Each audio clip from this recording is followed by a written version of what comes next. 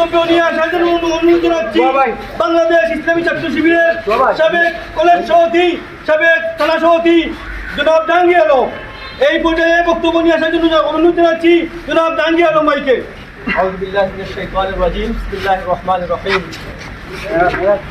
বাংলাদেশের আজকের এই স্বাধীনতার পতন উপলক্ষে আজকের এই বিয়ানীবাজারের বিজয় মিছিল সর্বশেষ প্রদক্ষিণ করে এই অনেক শহীদের রক্তস্নাত কাফেলা বাংলাদেশ ইসলামী ছাত্র শিবিরের আজকের এই অনেক রক্তস্নাত ক্যাম্পাস, অনেক ভাই আহত মৃত্যুবরণ করেছেন এই ক্যাম্পাসে, অনেক ভাই রক্ত দিয়েছেন এই উর্বর জমি তৈরি করতে।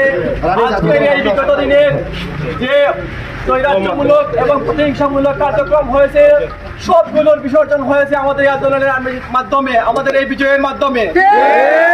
এই বিজয় ৫৬,০০০ বর্গ মাইলের সমস্ত জনগণের, বাংলাদেশের ৪ কোটি ছাত্র জনতা।